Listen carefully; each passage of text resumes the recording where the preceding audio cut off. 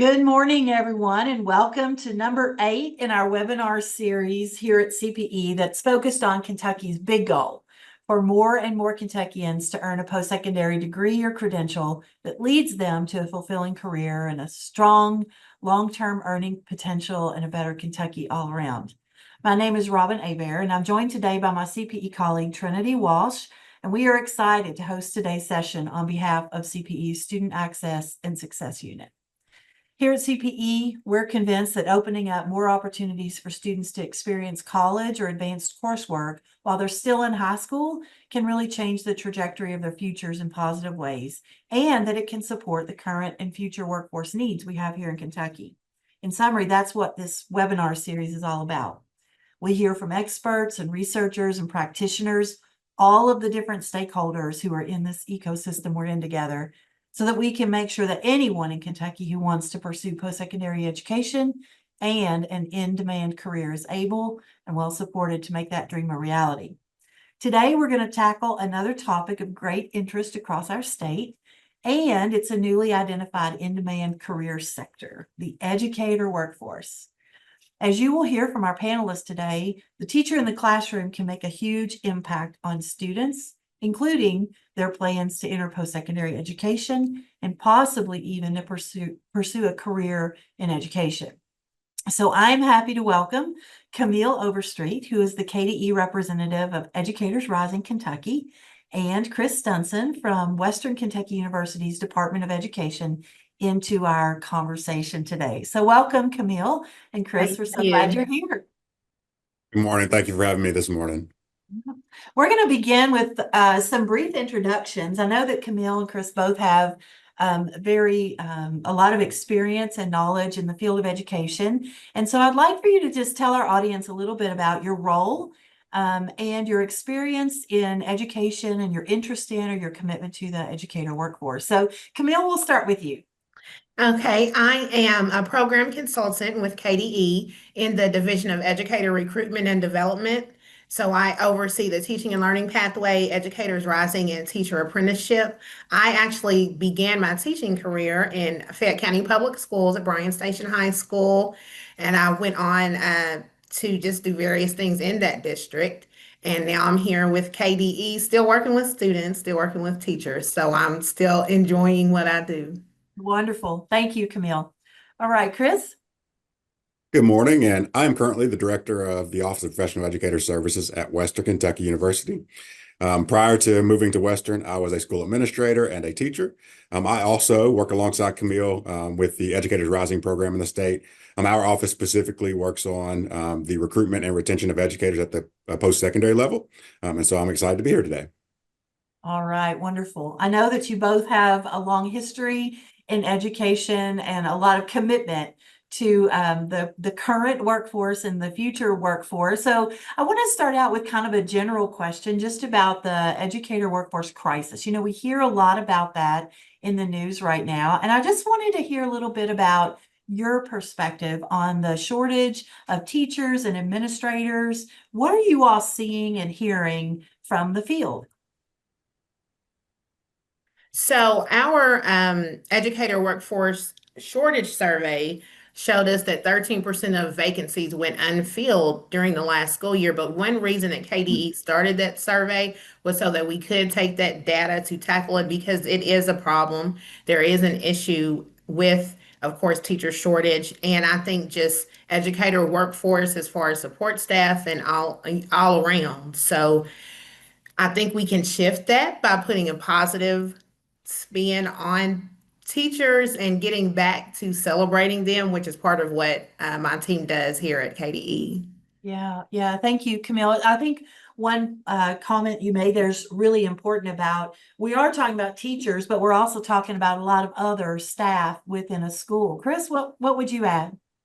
Yeah, I would just add that, as you stated, the Kentucky Workforce Innovation Board added education as one of the top 5 high demand sectors, because that alone demonstrates the need for high quality educators in the state.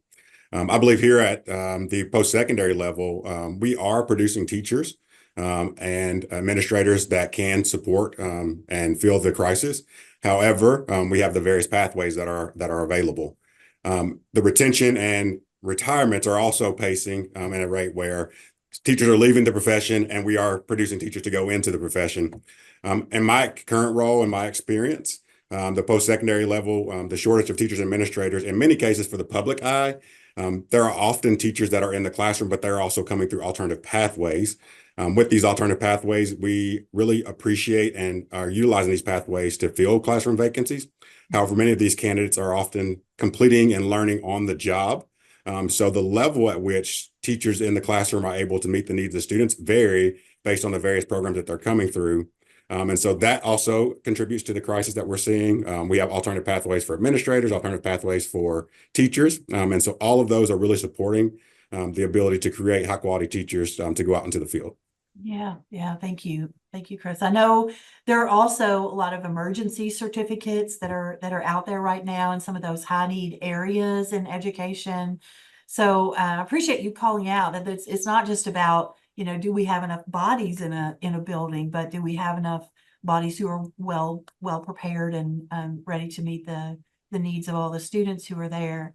So I wanted to talk a little bit about if we do have this, this situation where we need more teachers and administrators and education staff in general, how is our state responding to that need for recruitment and retention? And I know that, when you talk about a crisis in education or a need for educators, we are talking about, do we have the pipeline full of people who are coming into the profession, but also is our pipeline not leaking so that we're not losing people, out of the a profession because we're able to retain them. So I'd like, Camille, start with you about what are some of the strategies that KDE has in place to recruit teachers. I know you alluded to some of the work that you do already, but tell us a little bit more about that pathway in Educators Rising. I believe that KDE's role, even with just the creation of the Division of Educator Recruitment and Development, that in and of itself is to work on recruitment and retention. And we start young so that we can have those high quality teachers. Our teaching and learning pathway, while it's still new, it started around 2019. Then there was a break with COVID, but we're up and running, and we've seen a 5% growth just from last year in enrollment. So we have almost 2,500 students across the Commonwealth enrolled in the pathway. And with our Educators Rising chapters, we've seen a 34% increase in membership. Wow. And that can be with middle schools. I'm seeing districts even go to elementary schools and try to ignite that spark and get that passion going. Then you have places like Nelson County, Bullitt County. They are doing teacher apprenticeships and working with universities, Western Kentucky University, University of Louisville. So all of that comes together to support and recruit teachers and get that interest sparked at a young age. And from our perspective, we want to start early and get them all the way through to retirement. So that's why we have so many initiatives in our division. Yeah, Camille, I love what you said there about starting early and igniting a passion. So many elementary school students, they admire their teachers. They want to be like their teachers when they grow up. And it's a great time to take advantage of that. I think one of the real strengths of Educators Rising and the pathway is the influence of that classroom teacher, who is saying this is a good career and it's a good profession to enter, and the impact that teacher can have on a student is really, really powerful. Absolutely. Yeah. So Chris, how about there at WKU? What are some of the strategies that you all are working on to recruit and retain teachers and administrators? Yeah, so here on the Hill, we're currently in the process of trying to close that recruitment and retention circle. Our goal as a regional comprehensive is to be responsive to the district's wants and needs. So our leadership team attends and participates in our regional cooperative board meetings, and so that we can hear firsthand what the needs of our districts are and be able to respond to those. So out of those meetings, some different programs that have been initiated, of course, are the Grow Your Own programs. We will partner with districts and provide either a third match or a 50-50 match where the university puts up dollars alongside the district to support the candidate. And based on those needs, that could be a program such as a high school to certified program, a classified to certified, or a teacher to educational leadership program. So we have those partnerships with various districts. And then also we have the Registered Apprenticeship Program, and that's a high school to certified program.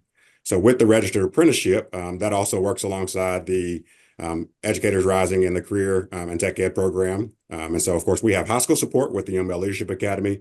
Part of our data here on the Hill shows that the need for males in education. And so when we look at our CAPE accreditation data, males are lagging behind. And so we partner with Educators Rising to attempt to recruit males into education. But then alongside that, we also have a collegiate chapter of Educators Rising. We're actually the home of the national champions of Ethical Dilemma last year. And so when students leave the high school program, we want to be able to have that same CTSO at the college level, because that is a retention piece at the college level. When students are involved, they're more likely to be retained and continue their program. And then finally, when we talk about closing that circle, it's really about the financial support that's available for students. So most recently, the state has added some financial opportunities that are available. And so we've created a financial aid checklist specifically for educators. With this financial aid checklist, we want to make sure that students have access and knowledge of the various financial supports that are available, whether it's the KIA Teacher Scholarship, the Kentucky Teacher Recruitment Loan Forgiveness Program, the Early Childhood Development Scholarship, or the Kentucky Trainee Scholarship, or even the federal programs such as the Federal Loan Forgiveness Program or the Teach Grant. So we want to get those programs into the hands of the students as soon as possible. And so when I talk about we're closing that circle, when you look at the needs and requirements for those programs, many of the students have to be admitted to education. So when students are beginning their program in the CTSO, as Camille spoke, they're beginning their college GPA with those dual credit courses. They also can utilize their ACT score from high school as a practice requirement for them to be admitted. So as we are working with our high schools and we have those career pathways being developed, we want to make sure the students are aware of what the needs are so that they are aware of what they have to do to be admitted so they can get the maximum dollars when they leave high school as soon as they come into freshman, as a freshman in college. And so we're really working hard with our partners in our community and our districts to ensure that they are aware of all of those opportunities to be able to support their students. We often say there are many ways for students to get education paid for now, and we want to make sure that all of our students are aware. Yeah, yeah. I think it's interesting, Camille, you really talked about kind of the visionary part of becoming an educator, recruiting people in based on, this is the thing that you want to become in your life. And Chris, you talked a lot about just really the logistics of it. Like, if this is something you want, how do you get from where you are now to where you want to be? And a lot of our feedback from students, they talk about the stress associated with paying for their education and the stress associated with just not knowing a lot of times, like, how do I get this? How do I become admitted? What does it require? And is there money available that I don't know about, from anything other than just the obvious sources to help me pay for my education? I know people are really concerned about carrying debt, after their education. And so I love what you're saying there. I wanted to ask just one quick follow-up, Chris, about the Grow Your Own. You mentioned Grow Your Own. Can you just give kind of a nickel definition about what is that, a Grow Your Own program? Great. Yeah. So the Grow Your Own program, personally, I was actually a member of Grow Your Own way back when, before Grow Your Own actually became a huge thing. So I was actually a part of the Appalachian Math and Science Partnership Program that was at UK back in 2004. And so that recruited me into becoming a math educator.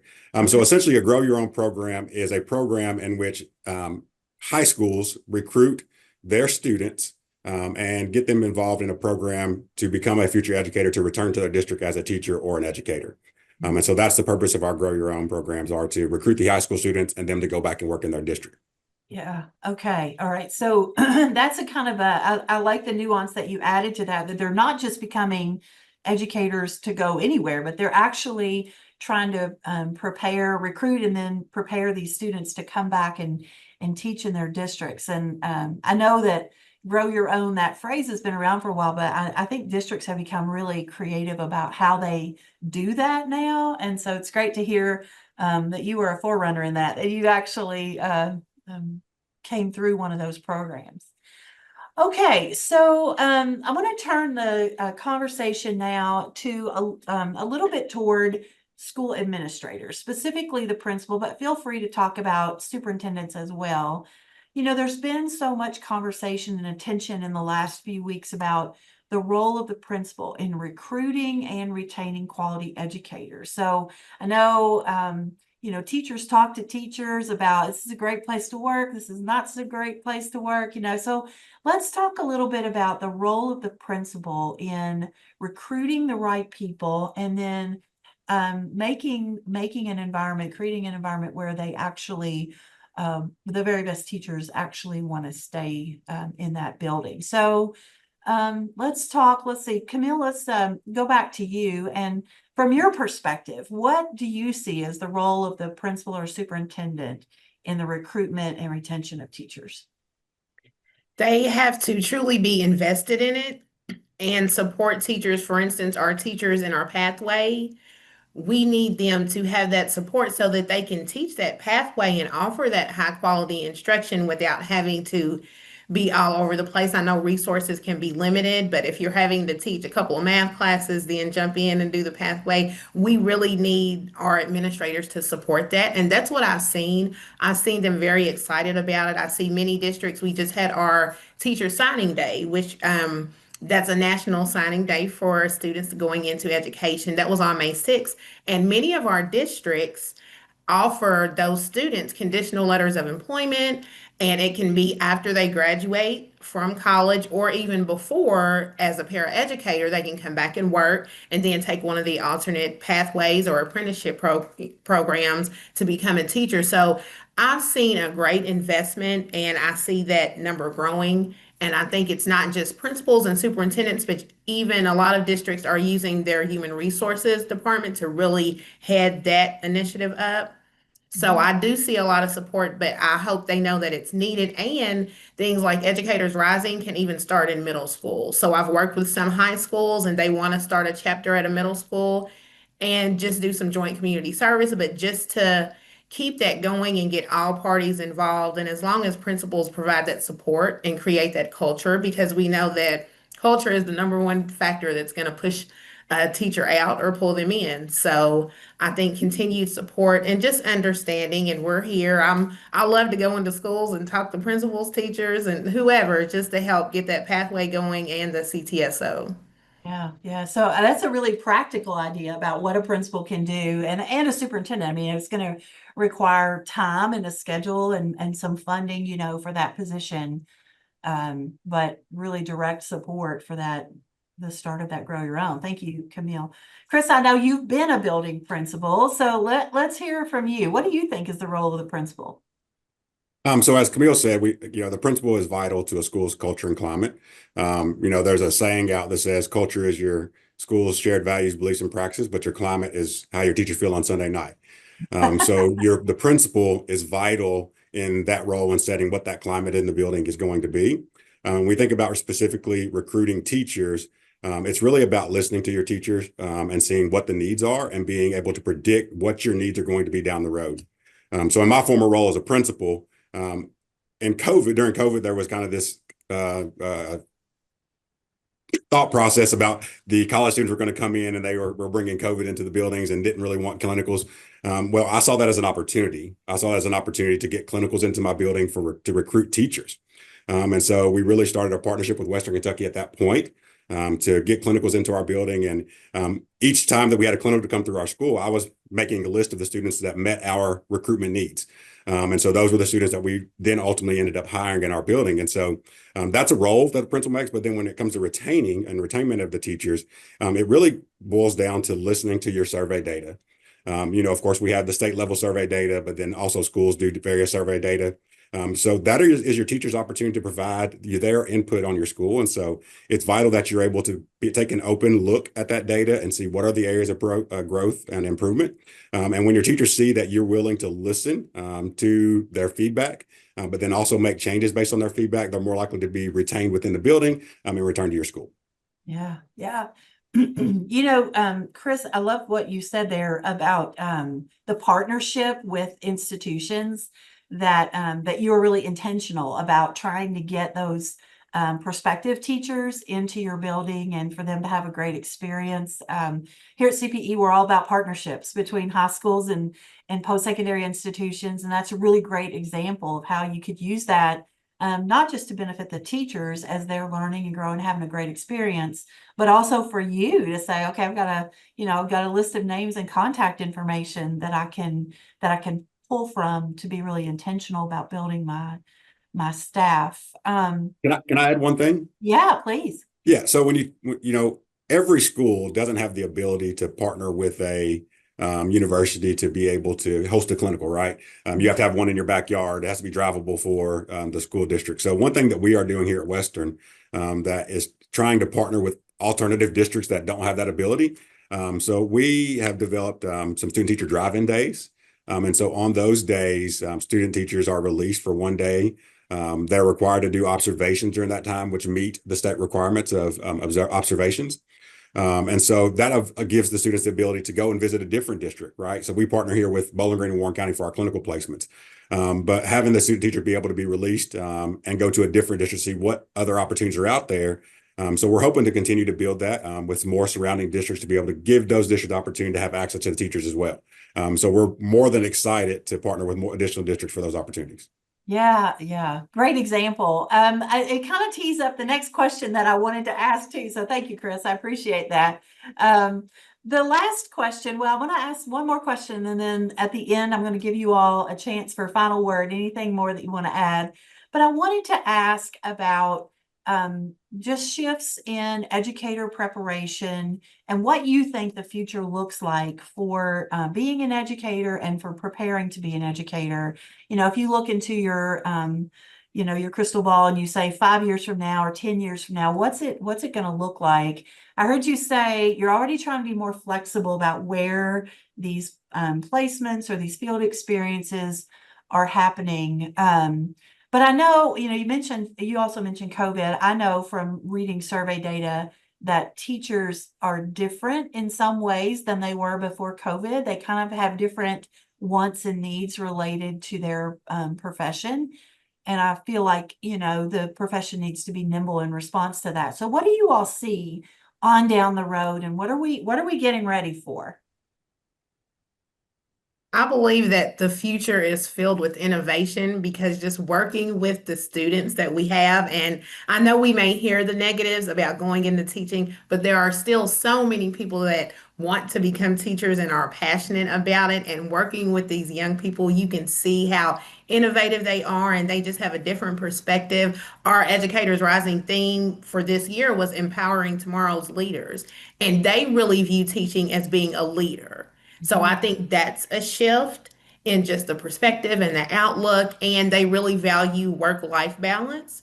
So I think with that and innovation and just the leaders that we are growing and the leaders that I see coming through these middle schools, high schools, going on to enroll in EPPs, I see just a positive all around because they have so much promise and I get excited about it and it makes me happy. Even if I hear the negative, I know there's another side to it. So Yeah, wonderful. Yeah, I'm actually going to steal a phrase from the National Educators Rising Conference. I think it was maybe 4 or 5 years ago. The state president made a statement, and I'm going to use a term that may be a little risque, but he said we have to make teaching sexy again.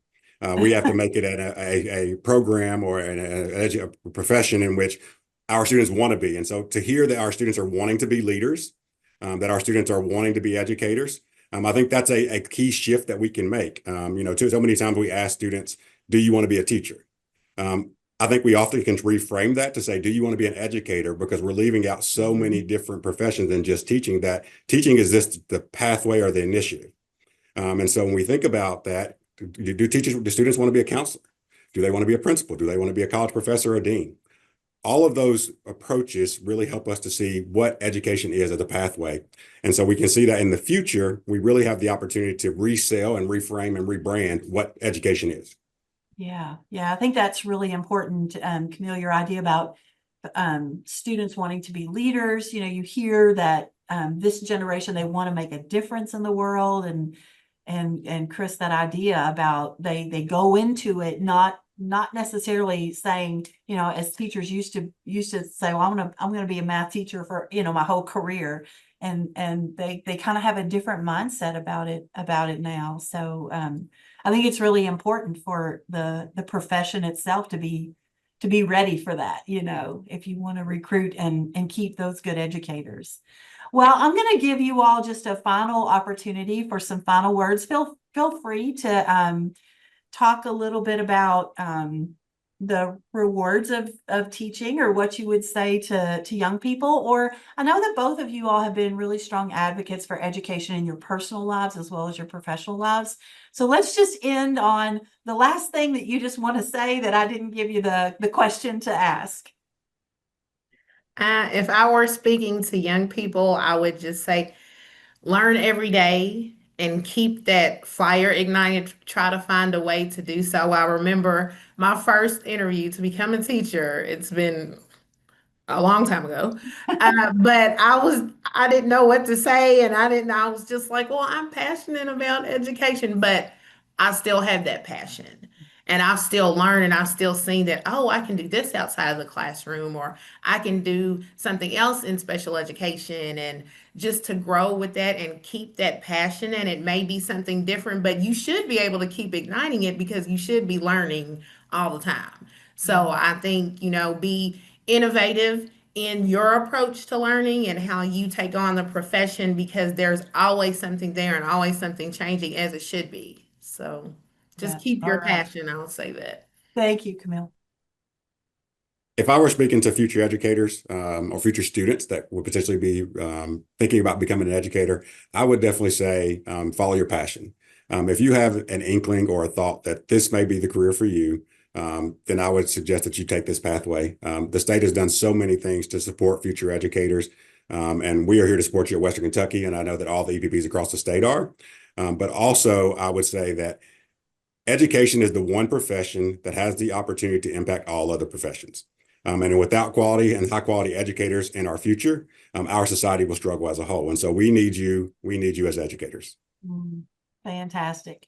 Well, Camille, Chris, I can't thank you enough for joining us today. Appreciate all of your experience and insights in the educator workforce. We're going to shift gears now. We're going to turn things over to Trinity Walsh. She's here with a data moment, as always. So, Trinity, we'll hand it over to you now.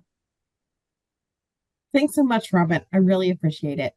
While May is always a little bananas as a time for us in education, at the end of the day, most of us can look back at the school year and find many, many moments of joy that we have had that come with this profession. Camille and Chris have both given us some great ideas about work on helping to grow the teacher workforce pipeline.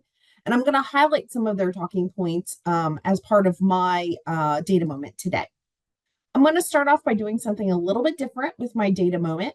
I'm going to show you a couple of videos today that I think may not only just frame our conversation, but give us some inspiration that we need so that we can finish this school year strong. So I'm going to start by showing you a video from some folks who are teachers and why and how they ended up in this profession.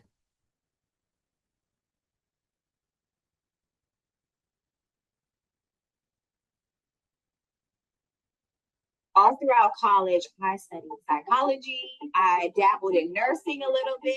I actually began my career as a research scientist. There was a time for a minute where I wanted to be a dolphin trainer. My previous career was kind of just sucking, all the positive, all the joy out of the rest of the day. I went to a career fair, and they were like, "If you like kids, you might want to consider being a teacher." And I was like, I like kids, but I don't know if I'm teacher material. I volunteered in America as a farmer too, and the planting of seeds I was not very good at. But the metaphorical ones that I get to do in the classroom, I think that I this is something that I'm good at.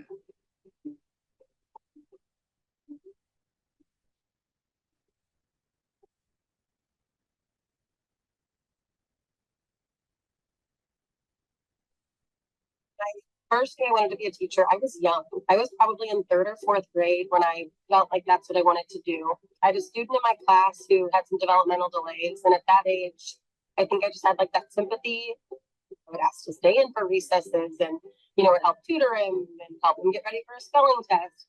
And so that was really that first time where I just enjoyed getting to help somebody else and helping them get to learn. Being a teacher, I think it brings out the best of you and all the different parts of your personality compared to my, previous life, mostly living in cubicles. You went through the typical 9 to 5, but being able to just kind of come in and be my goofy, weird self, I come back home with so much more just like positive energy. Students can see how excited teachers are in their content. Then that really, you can't help but rub off on your students in that way. When I'm teaching about a subject that I just love, students know it immediately. And that for me is pretty much any scientific topic. So typically I'm jumping around the classroom, running around, playing music, all sorts of different things linking into my topic. And then you can't help but rub off that enthusiasm and that pure joy and excitement when you have a passion for something and then sharing that with the students in their classroom. There's no other job, I think, that has that. From 7 a.m. to 4 p.m., this child is in my care. I'm in charge of their eating. I'm in charge of their social and emotional. I'm creating a safe haven for them. And most importantly, I'm teaching them. Like, what other profession can say that you can teach a child how to read, how to write, and how to be a person? At the end of the day, we're like teaching children how to be people, how to manage the world. And so that's the beauty of it all. Like, no other profession can tell me that you can do all that. I'll wait. I continue to be motivated because I see the impact that I can have on young people. I do consider myself a public servant because to me, a public servant is someone who is there to serve and protect our democracy. The work we do is as important as many of these other jobs that we hold in high regard and have a deep respect for. The sacrifices that people make to do that work and to protect and defend and support the people in their communities. Teachers do that work too. All throughout college, I studied psychology. So, as we have heard from those passionate educators, we do have those folks who are here and want to be educators and find reasons to be educators, and we need to continue to foster that love of learning and love of teaching. We're hearing in the media that we're in a crisis when it comes to recruiting and retaining teachers, and in Kentucky, I feel like we're really blessed that we're doing something about it. As Chris mentioned, recently the Kentucky Workforce Innovation Board released its top 5 in-demand sectors, and education is on that list. And this is great because it helps bring more awareness and resources to help grow this profession that we're so passionate about. One of the things that Camille talked about is this teaching and learning pathway. And I would really encourage you, if you are working at a high school or have connections to a high school, to find out if those high schools are offering this teaching and learning pathway. It's a great opportunity for students to not only get introduced to education, but to earn some dual credit. Since we started these webinars, our focus has always been on showcasing how early post-secondary opportunities can be opened up to our high school students to help increase their success after graduation, lower their debt, and also provide opportunities for career exploration. So students that are engaged in the teaching and learning pathways at their schools can do just that and also have the courses paid for with their Work Ready dual credit scholarship. So talk about a win for our profession, we've got it right there. In Kentucky, we have wonderful groups of people providing these resources and programming to help grow the teaching workforce and pipeline. Here are a couple links for, or I will provide you with a couple links for Kentucky Stats and the CPE Data Center for the workforce reports on the episode toolkit so that you can investigate these on your own time. But whether you need resources for first-time career goers or folks making a career change, the Go Teach Kentucky website has everything that you need. If you haven't been on this website before and you help advising future teachers at any level, please take a few minutes to check it out. There's lots of information there. And as Camille and Chris both spoke about, one of the things that I think we are so lucky to have here in Kentucky is the strong educator rising programs and grow your own programs. These are the types of programs that can help support future teachers. I think one of the most interesting facts is that 60% of our teachers teach within 20 miles of where they went to school. So that's really important in making sure that we are recruiting those folks right around us and to come back to our schools. Let's bring them home to teach the next generation. I would encourage you that if you have any questions about Educators Rising to reach out to Camille, and she is a wealth of resources. I think both Chris and Camille have given us some really interesting ideas on how to elevate the education profession, like Educator Signing Day. I mean, I thought that was really cool. Our last webinar of the year is going to be on June 10th, so please stay tuned for details on that topic coming soon. Now, don't run away because I have one last video to show you before we're done. But as always, please stay connected with us through CPE and our social media, our data center, and our newsletter. We are always here to help support you with early post-secondary opportunities, as well as encourage future teachers. As we wrap up celebrating our Educator Appreciation Week from this past week, a few years ago, as I worked with the Kentucky Advising Academy, and we shared this video during one of our presentations. And I really think that it still holds true today. So thank you for all that you do for our students. You're doing a great job. Have a great end of the year and summer. We really appreciate you, and keep encouraging those folks to come back and be educators.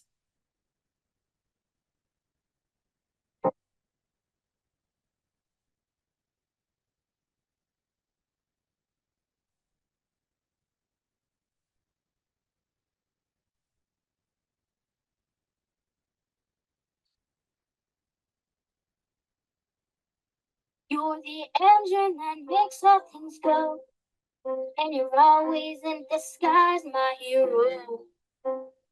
I see your light in the dark, smile on my face when we all know it's hard. There's no way to ever take you back. Bless your heart, know I love you. Honest and selfless. I don't know if this helps it, but good job. You're doing a good job, a good job. You're doing a good job, don't get too down. We all need you now. Know that you matter, matter, yeah. You're doing a good job, good job. You're doing a good job, don't get too down. We all need you now. Know that you matter, yeah. 6 in the morning. As soon as you walk through that door, everyone needs you. The world's out of order. It's not a sound when you're not around. All day on your feet, hard to keep that energy. I know when it feels like the end of the road.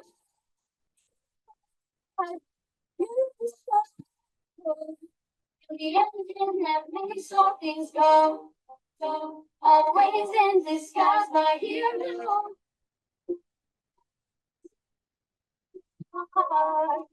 Smile in my face when we all know it's hard. There's no way to you. It's your heart, oh, I love you for that. Honest and selfless. I don't know if it helps it, but Good job. You did a good job. Good job. You did a good job. Don't get too down. We all need you now. Know that you matter.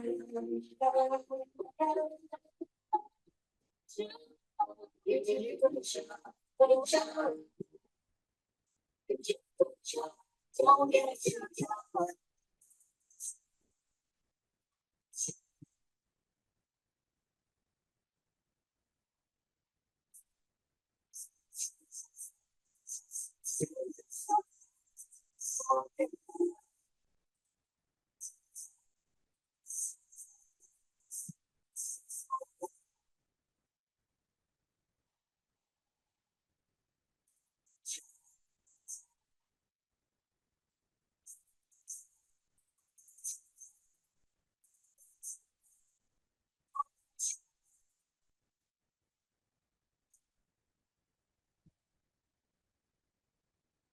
Thank you so much to our first responders and healthcare workers and mothers. Thank you to our moms and our dads. Thank you to our teachers who helped us. We know it's been hard, but thank you. Thank you. Thank you. Thank you. Thank you. Thank you. Good job.